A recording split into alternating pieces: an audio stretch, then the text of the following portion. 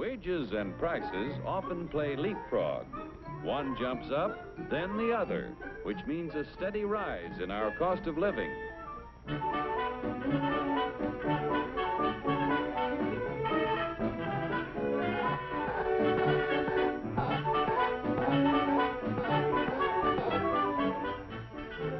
The Dilly Doll Factory is a happy shop. But Joe, our doll painter friend, seems to be a little down in the mouth, which even shows in his work.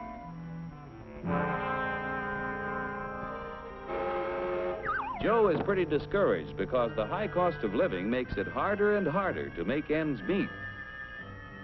Hiya, Joe, old boy. Hello. Better look in that envelope. Wow, a raise! And just in time to buy the kid a birthday present. What'll I get? Let's see. A dress? Bicycle? Roller skates? Shoes? A book? A doll? A doll!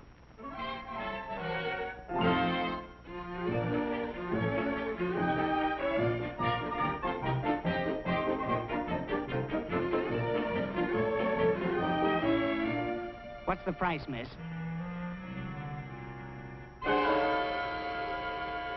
I work in a factory that makes this doll. $2 is too much.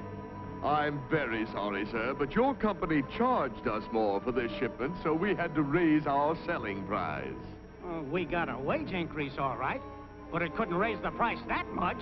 It just takes a little wood, rubber, paint, cloth, and a phony wig to make that doll. There's only about 10 cents worth of materials in the whole thing. You pirates, crooks, bandits, you robbers! You're right about the cost of raw materials in that doll, about 10 cents worth. Raw materials in practically everything we buy are worth little until labor transforms them into finished products. For example, how much do you think the raw materials cost in that car? Oh, about $300. You've got a surprise coming. It takes 4.5 tons of coal, 2 3/4 tons of iron ore, 50 pounds of cotton, 14 pounds of cured and finished wool, aluminum, zinc, lead, copper, and countless other raw materials to make an automobile. Without the addition of labor costs, these things are worth about $22. The raw materials require the accumulated labor of thousands of people in countless crafts to transform them into a finished automobile. Miners dig the coal and iron ore. Railroad and maritime workers transport these materials to the steel mill, where workers convert the ore into finished steel. The wages of railroad workers add to the value of steel when it is transported to automobile factories.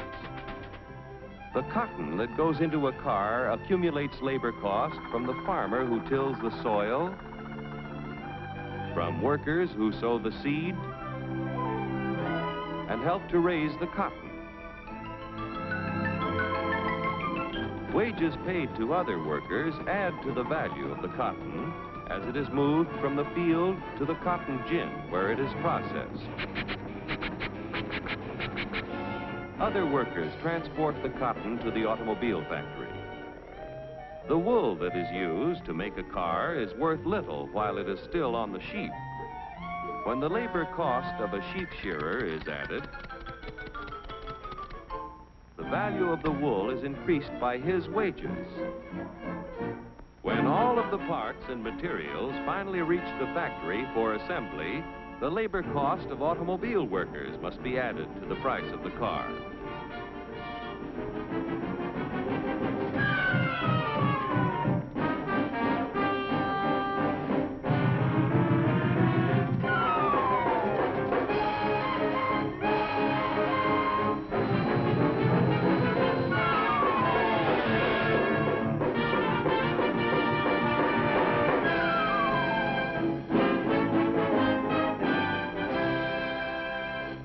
In the $1,500 automobile, direct and indirect labor costs add up to approximately $1,200, or over 80% of the selling price.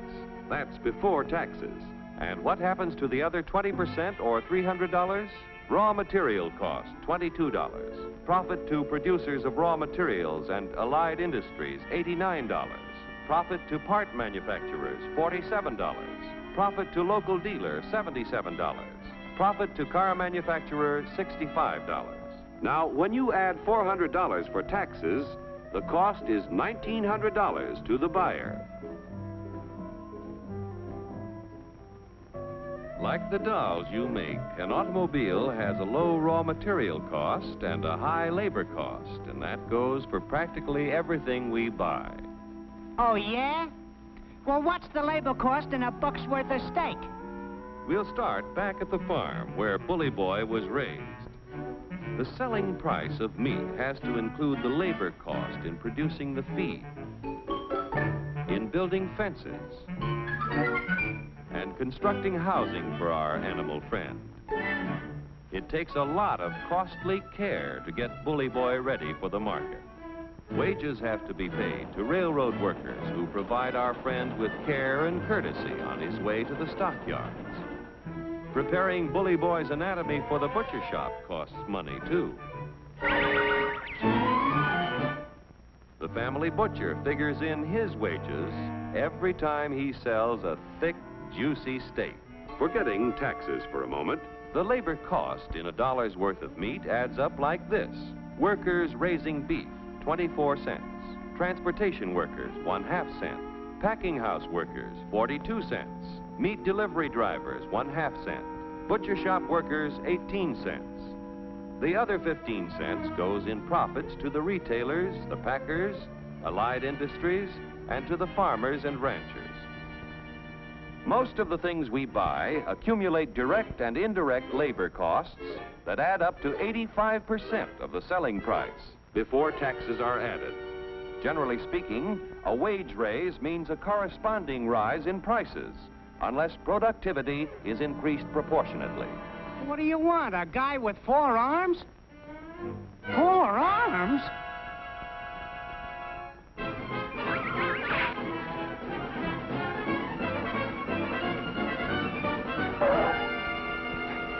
Say, I got a sensational idea. To expand productivity, labor and management must work together to develop new ideas and techniques.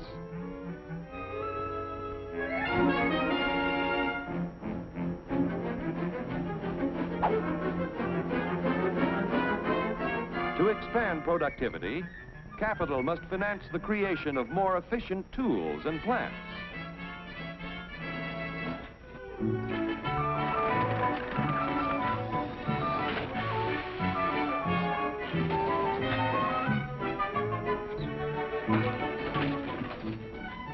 The production of more and better goods at lower costs means that when you get a wage raise, it's a real raise.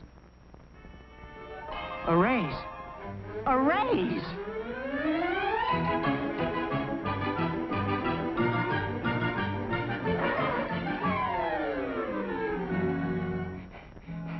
I want to buy a doll. How much? Now you've got a real wage raise, because you can buy more with what you earn. With increased productivity, wages can keep ahead of prices.